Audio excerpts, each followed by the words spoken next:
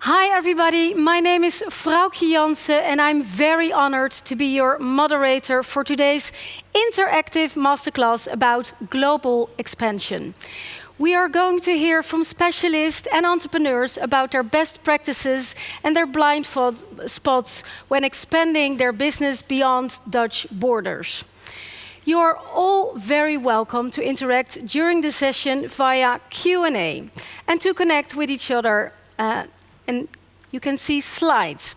We also have a poll question for you, for all entrepreneurs.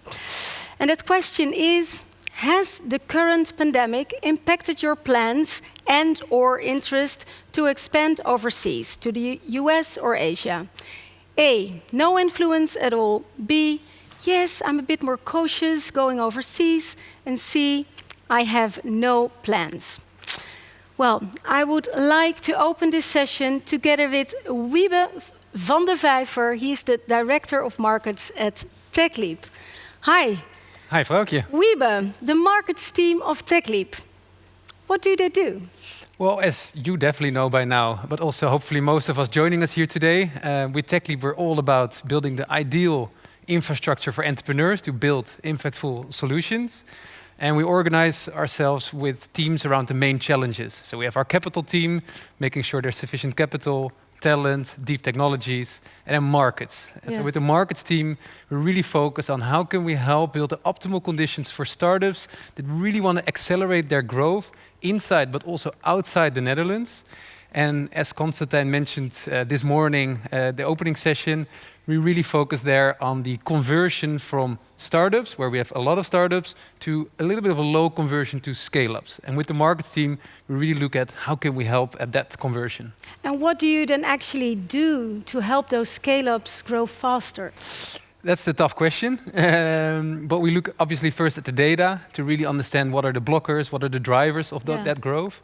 And for the Dutch ecosystem particularly, we see that the Netherlands has a relatively limited market reach. Yeah, we're small, right? We're relatively small. Yeah. There's like 17 million consumers, well, potential consumers. We have over 250 enterprises, large enterprises. But if you look at markets like Germany or the UK, it's like 3 to 5 times that amount, or US maybe even 10 times. Yeah. So Dutch founders need to think internationally from day one.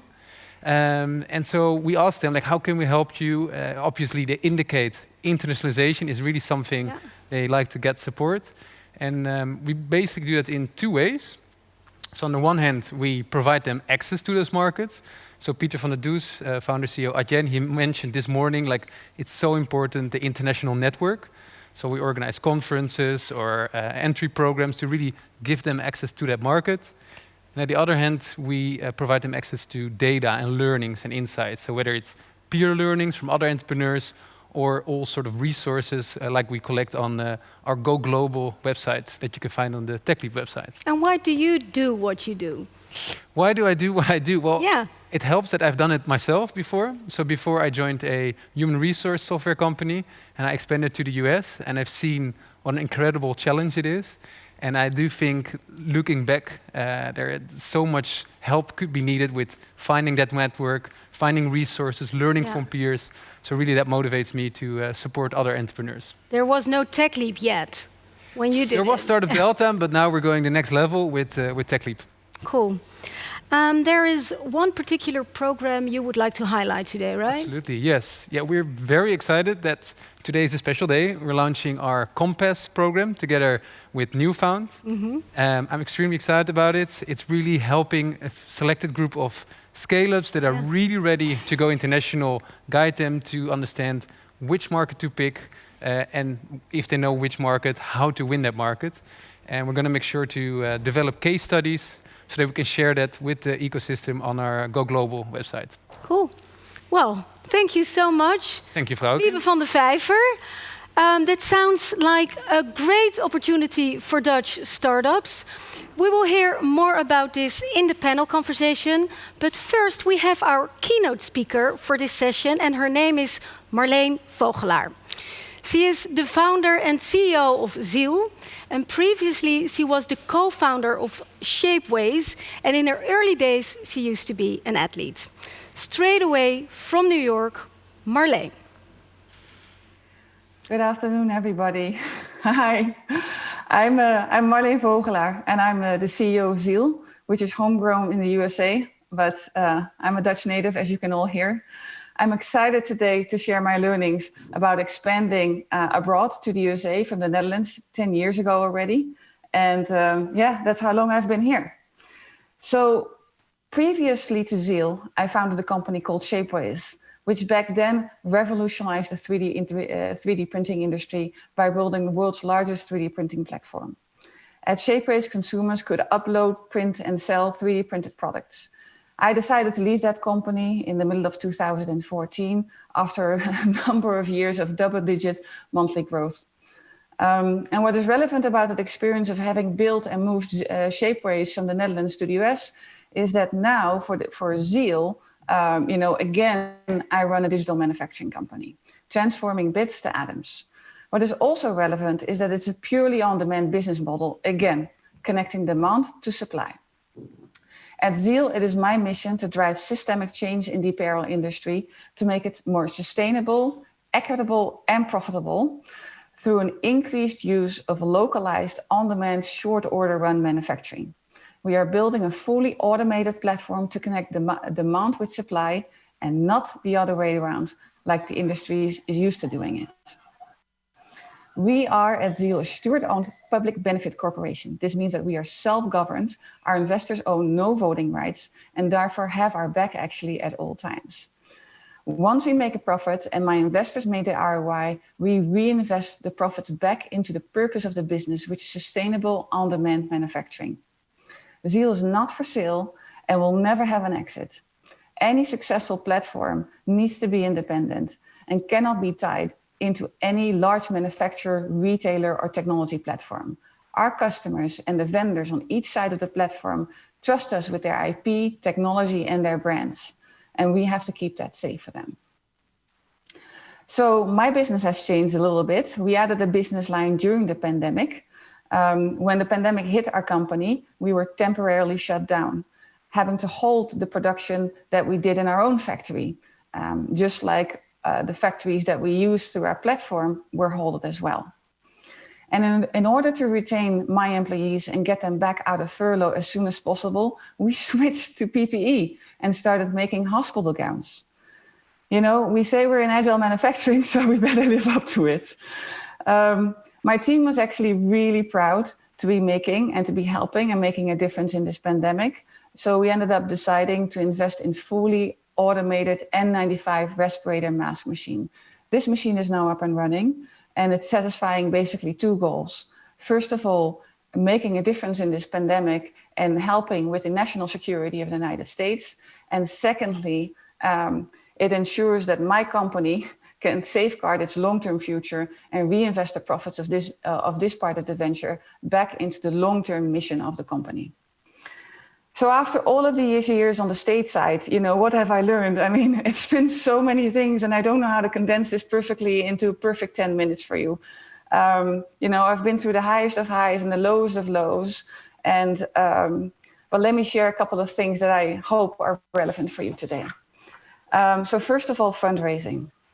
And before we talk about fundraising, you know, my question to you is, what is actually your utopia? What is your end game? Where do you want to go? So many people who start a company for the first time, at least it happened to me, you do what everybody else does. You start raising money.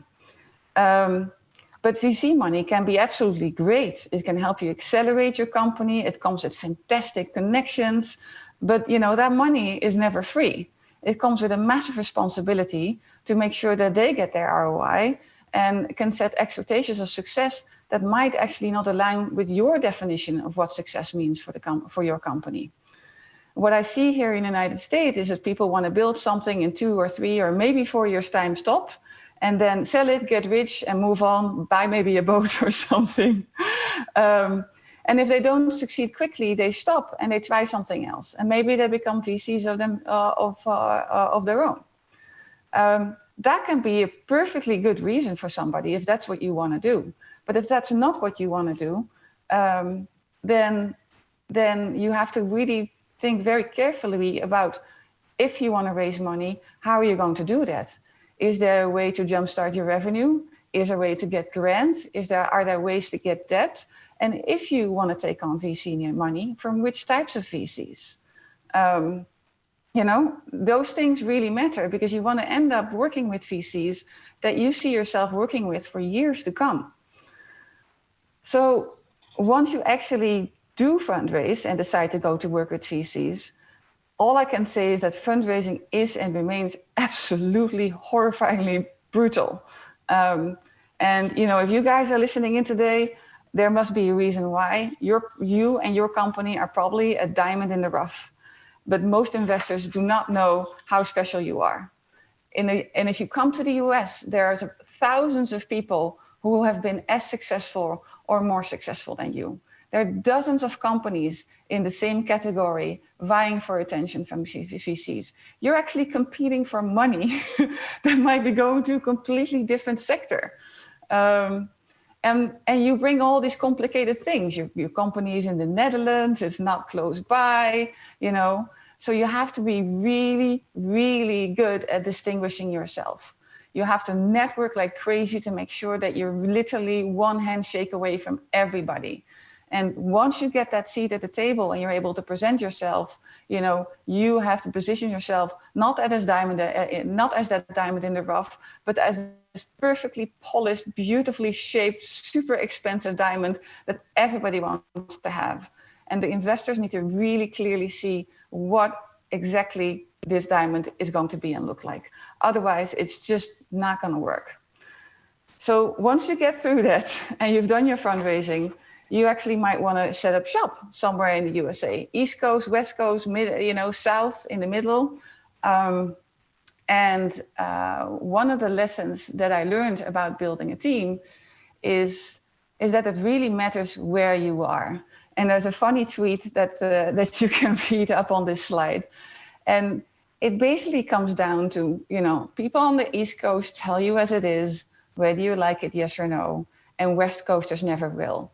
Both of them care for your feelings, but the West Coasters, they care about the form over substance, so the feelings in the now and not when you're away. And of course, there's so much more to choosing a location in the United States where you're going to try and set hold. There's so much more than culture. There's the industry, there's capital availability, there's the labor market, there's so many different things. But do not forget that Dutch culture, which is pretty direct and blunt, fits much better with the East Coast and the Midwest than with the West Coast. The weather might be great in California, the VCs might have bigger pockets, but Dutch companies, whether they're small or big international multinationals, generally adapt better on the East Coast than on the West Coast. Because employees on the West Coast, they play nice. And so you never really know what's going on, especially if you're managing your company from remote in the Netherlands. So now you know where to set up shop and you need to build a team. So when you build a team, not everybody is amazing in the United States. You will hire the wrong people. Americans are, in comparison to Dutch people, they're raised to present themselves well. It literally starts in preschool with something that they call show and tell.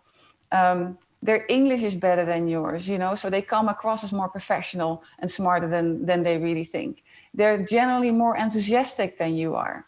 So here's the Dutch person is. So here's my advice. When you start hiring, don't go at it alone. Use local recruiters, professional resources, your investors, etc., to sift through the resumes and to have these conversations. Don't go at it alone. It's so much cheaper to get help than to make a bad hire. Use your network. Go on LinkedIn, back channel these people. Let your investors figure out what they've done in previous jobs and see what their reputation actually is. And if you're used to using aptitude or personality tests in the Netherlands and you want to apply that in the US, great, go ahead. But just know that Americans are really good at answering the questions in a socially desirable way. So you're going to get a lot of multi-talents out of your tests. And when you get that result, you know they're probably not a multi-talent, but they're probably really good at presenting themselves. So then you don't know who you're really talking to. So even with this advice, you're going to be making mistakes. But the biggest one you're going to be making is to fire too slow. I have not ever met a CEO who regrets firing too soon. I've never seen that happen in my life. So now that you have a team, you want to make it successful. So how are you going to do that? So Americans are actually used to a very direct hierarchical working style. People will do exactly as the boss tells them to, immediately, even if they don't agree, and they won't really tell you immediately. So being a Dutch style with a collaborative, poldering work style, you're going to get many, many kudos just for not being an asshole, basically. And Americans appreciate really the Dutch collaborative working style. But because of this working style, you have to watch out for two things. First of all, if you are being open, and you're trying to gauge their opinion, they might think that you do not know what you want, which makes them insecure because they expect their leader to give really clear directions. So you have to be very clear about your opinion, but foster enough empowerment to make idea generation safe. And also because of the Dutch collaboration style, be aware that you're very clear, you have to be very clear when you're asking something versus when you're floating an idea. Because if you're floating an idea, you're thinking high, pie in the sky things, they might think this is an actual order and they start going at it. At my previous company at Shapeways, I ended up making an agreement with my co-founder, and I would say, please, when you're outside having a smoke, don't do any idea generation. Don't float any ideas when you talk to the people on my team, because I would go bananas of my team one day walking this way and the other way walking this way, because they had a smoke with our CEO who was just generating ideas, who had no ideas that these things were going to be seen as direct orders. It was actually pretty funny. We had a good laugh about it. But that's good. I think that's a really good thing to remember. So then,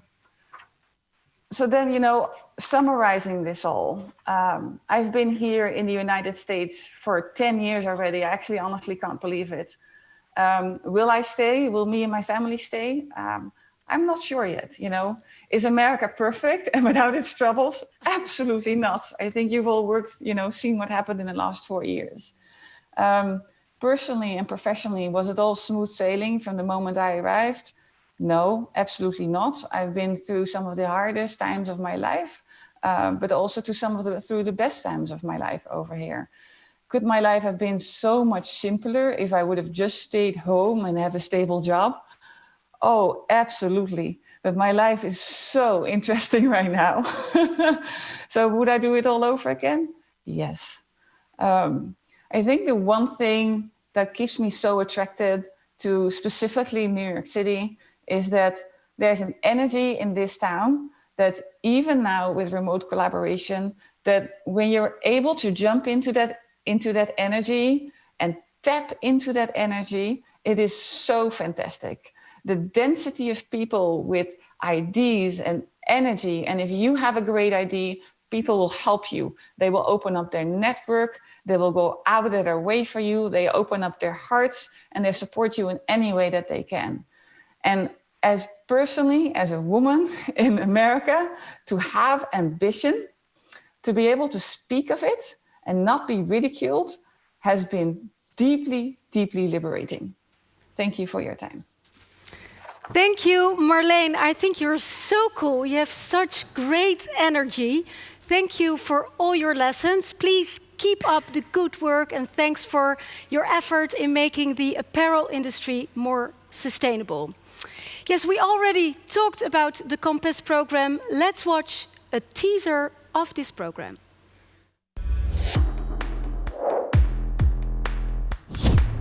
The world's markets are ready for you. With Compass, you'll be ready for them.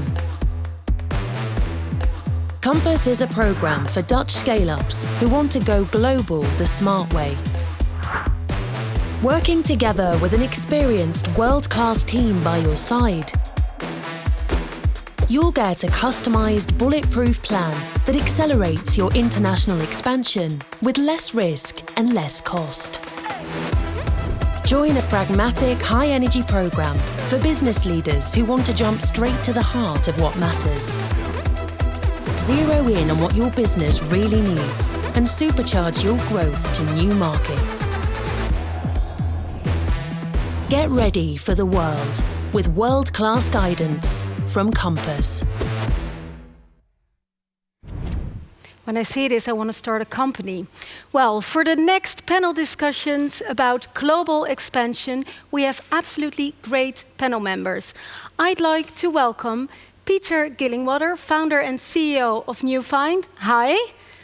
Together with Techleap, hi, you created the Compass program.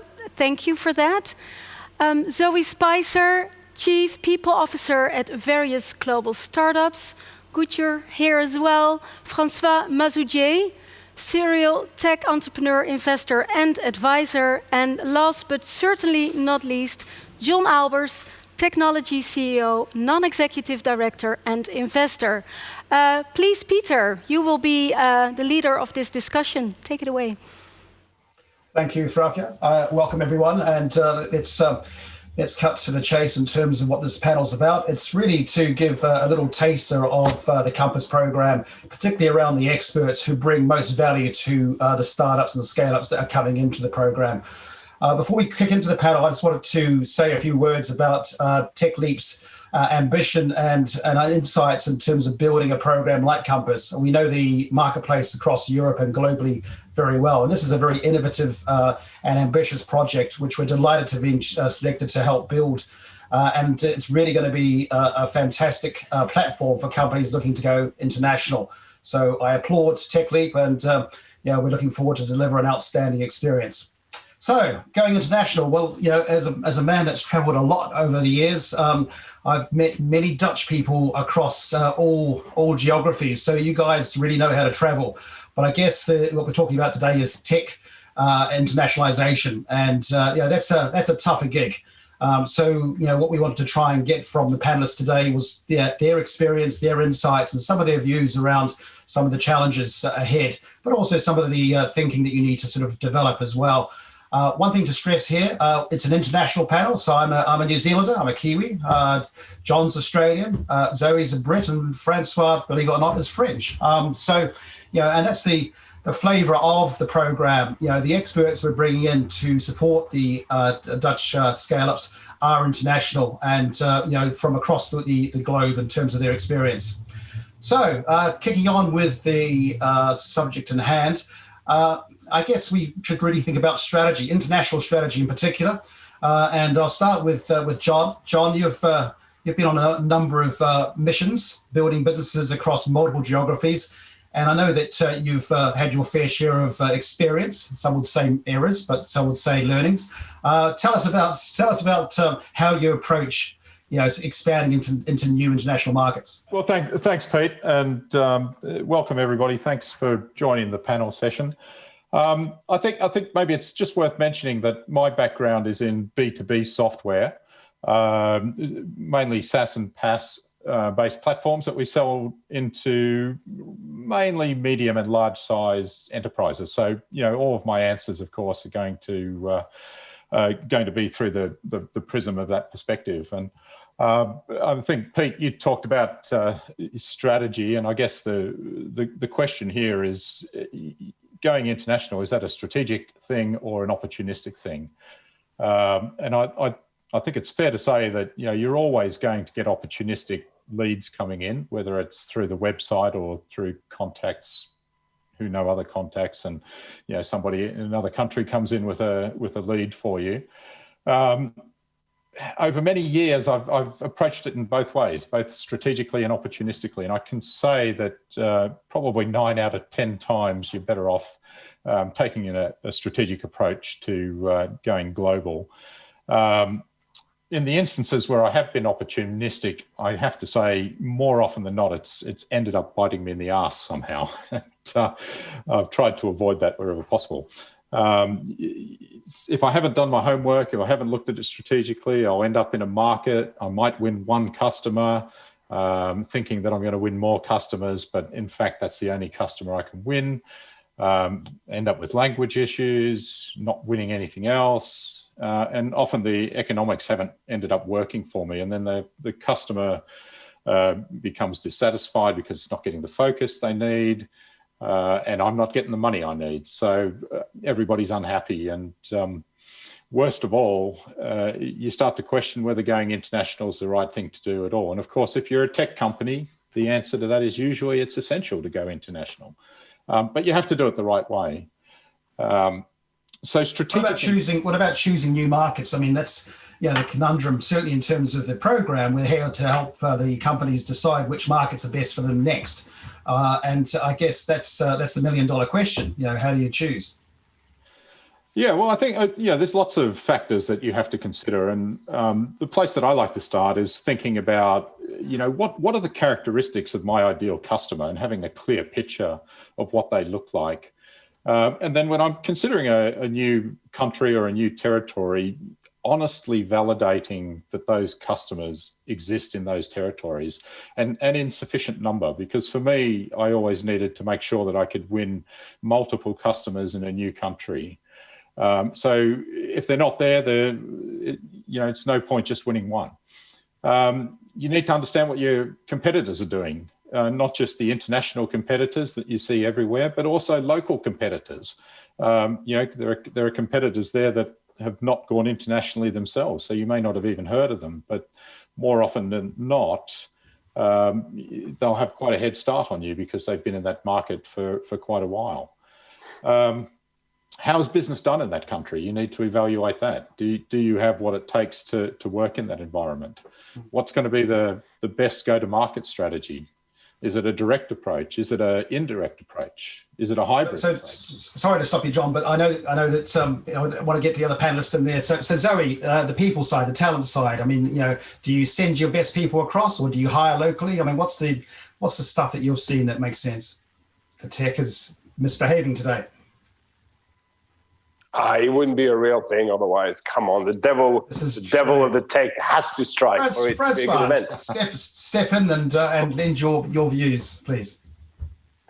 Well, I'm going to corroborate to a lot of what John already explained. I've been on both sides of the table. I've been active in 8 technology companies, the good, the bad, and the ugly, from a startup to a NASDAQ IPO, all the way to a company that could not fail and went bankrupt. So I've got a pretty good view. And then as an investor and an advisor to people seeking funding, I've also seen a lot of mistakes. And they're almost always based around what John started to explain. If you don't do this strategically before you go into action, you're opening a huge can of worms with issues. And the issues range typically, to keep it very short, there's plenty more, about timing. Do you really have a product market fit that you're absolutely sure of?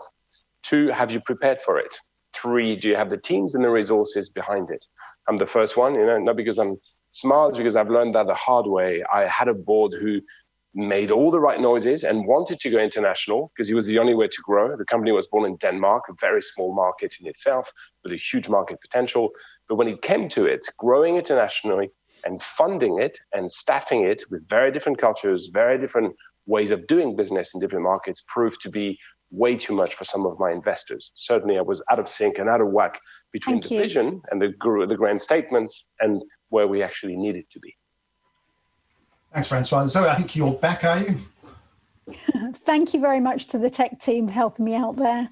Thank you, Peter and John and Francois. It was really interesting to hear Marlene talk about talent and finding the right talent. And obviously, when you go into a market, trying to dedicate yourselves to the timeline, to the process, and understanding exactly who you're looking for is the first port of call. So many of us meet great people when we're networking, think they would be great for our company, and maybe opportunistically get very carried away and go into a new market on the basis of a very fast and prompt meeting. So do have a process, understand what you're looking for, and of course, think about how you will hire, because it's not always easy to hire as a foreign entity. We do have to look at exactly how long that will take us to set up locally.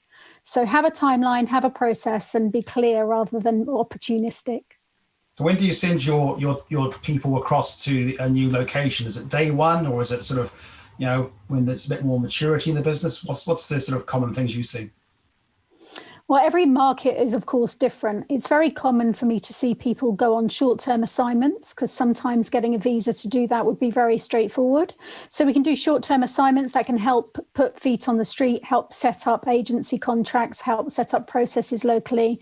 But actually looking to get local talent is what you need to be doing very quickly in many markets, because most people will need to be there just to be onboarded. And then having that local talent really gets the right cultures involved very quickly. Okay, so once you're sort of set up there, there's going to be tons of hurdles, tons of potholes, and things you can sort of trip up upon. John, I mean, I don't want to ask you to give loads of your examples, but tell me, what do you think companies need to think about early, particularly in the expansion piece? Well, I think, Francois hit on a really important point, which is getting the timing right. And when you're thinking about timing, I mean, obviously that's going to vary from company to company. I mean, if your home market is a small market, then you probably need to go sooner. But otherwise, I think there's really three tests that you need to consider. And Francois mentioned product market fit. I think that's essential. Got to get that proven and right, because what you don't want to do is go into a new market with a new product, because you're effectively doubling the risk. Probably the most important point actually is, have you gotten to the point where you've proven that non-founders can sell? Because if you haven't, how are you going to scale that into one or more different countries? So you've got to make sure you've got your sales playbook sort of in place so that others can come along and pick that up and run with it. And then I think the third test is, have you really got sufficient resources that you can make available to this, both in terms of time from senior management and founders, but also in terms of cash, because it's going to cost you some money to go and do these things. So if the answer to any of those is no, go and fix them before you embark on this. Yeah, I mean, you mentioned cash, fundraising, capital. Very few companies can do it off their own balance sheet or via their own revenues. So therefore, access to capital is pretty important. I know there's been previous sessions around access to capital, but I mean, Francois, you live in this world. You're the founder of the fundraising bootcamp, so you live and breathe this stuff. I mean, how important is it to sort of have that funding in place before you go international? It's critical. There's no doubt, especially now, despite the COVID crisis, you see an increasing amount of capital being required to grow at scale quickly. Weirdly enough, and this is where this is a negative spiral, investors are investing in companies that they think is going to scale to billion-dollar valuations really quickly. So typically, again, there are examples, very different sets of examples, but typically investors are going to be excited about you if you can show them a 3x and up yearly growth, which is stupid. You don't have the people, you don't have the infrastructure, you have done extremely well early on in your market, you're now proven, you have your product market fit, you have a good technology team, you've got everything that you need. But yet, if you don't have your board, your investors, and then outside investors, hopefully with knowledge of the local markets or knowledge of the processes and people that can inject into your expansion team, you're going to be stuck with a huge, extremely high level of expectations from your investors, old and new, whereas you haven't even started the process of structuring from the culture up and building all the team and the resources that you need. I see that all the time. People coming in, showing an amazing potential company and then getting ruined by not being prepared and trying to fundraise. Typically, it fails. You can always win one or two, mostly around bullshit, but that never lasts. So on the subject of talent again, Zoe, can you get good quality people for not a lot of capital? I mean, can you get good people cheaply? Is that your experience? It depends what market you're operating in today and where you're wanting to head, of course. But your talent strategy really needs to bear in mind what you will need to be successful in that market. And as John said earlier, it might be that you don't necessarily need a salesperson, but you need a team of operational people around them. So it's really getting clarity over what is required for you to be successful. And as Francois said, there's often an indication that, you can be successful in the first 6 months. But let's face it, it can sometimes take 4 to 6 months to even get people through the door and working for you. Then you've got the onboarding experience to deal with, and then the ramp up and obviously the sales pipeline. So it can take a long period of time. And as Marleen said earlier, you really need to know what your commercial goals are. Why are we going internationally? What goal do we have? How quickly can we prove that we can get that return on investment? And for what reason are we going to what market? And that's why, as John said, that kind of investigatory piece is really important. Why are we doing this? And therefore, what team do we need to invest in? Brilliant. I'm told by the producers that we have to wrap because we're on a bit of a timeline. But what I wanted to sort of stress here for the Compass program, you get access to amazing people like this. But every company has a unique journey, so you really make sure that the program is designed for you individually. So there's some group stuff, but there's a lot of one-on-one stuff, which is unique in the marketplace. So I welcome all and many applications. We look forward to seeing who applies, and obviously going down to the launch in a number of weeks' time to kick it off. So thank you very much for your time. And I think there was the COVID survey. Whether we're going to sort of discuss COVID at all, I'll leave it to the producers to decide whether they're going to finish the panel now or whether we go back to Frauke. I think we can talk for hours about this subject, but we have some questions from the audience for all of you. Is it required to set up local presence in the US? Now people are more used to working remote and in different locations. So selling from the Netherlands instead. John, do you want to take this? You've done the US more than a few times. Yeah, well, I think traditionally it has been the case that you needed to be local because historically I've found that Americans like to deal with Americans in a lot of cases and know that they've got support available in their current time zone. And, I've often had salespeople travel in, but we've had to make commitments that if we do win the business, we'd have to establish an office there so that we could work. But I think COVID has dictated that times are changing.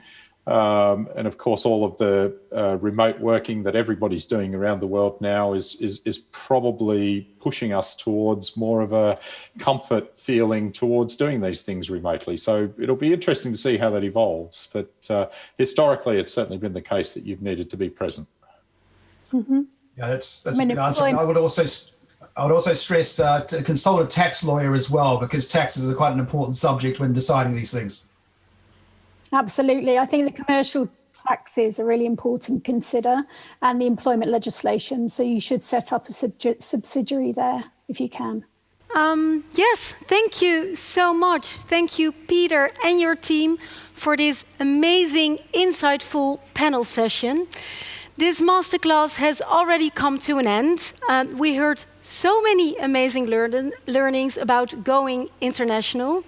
Wibe, I heard you have like a final comment, and I would like to ask you if you can do that on camera. Yeah, well, I definitely just want to thanks again all the speakers for this great session. Very insightful. Loved. I hope also everyone at home who joined us enjoyed it as much as we did here. Fantastic personal story by Marlene and great insightful examples from the panel. Obviously, just a first teaser from what we're going to hear and see during the program. Frauke, also many thanks to you for the great hosting of today. For all of you at home, if you want to stay posted and updated of all the programs and initiatives that are coming, make sure to follow us on our social channels and subscribe to the email newsletter. And we spoke today at the panel about finding the right timing to go international. So if you and your company are really ready to go international, make sure to submit your interest for the Compass program and stay following. And I think, Frauke, you have some updates on what's next. What's next? Yes, thank you so much, Wibe. Thank you all. If you are like super curious about what's next, tomorrow at 10, Ask Me Anything with Constantijn live via Instagram. And on Thursday, we have a funding masterclass. And also a closing session with an interview with Kat Bolognan from La French Tech. And we have a live Q&A with Chris Yee and Reid Hoffman, the authors of Blitzscaling. Yes, for more information and to register for the session, please go to Techleap.nl. Hope you had a wonderful time. I had. Have a great day.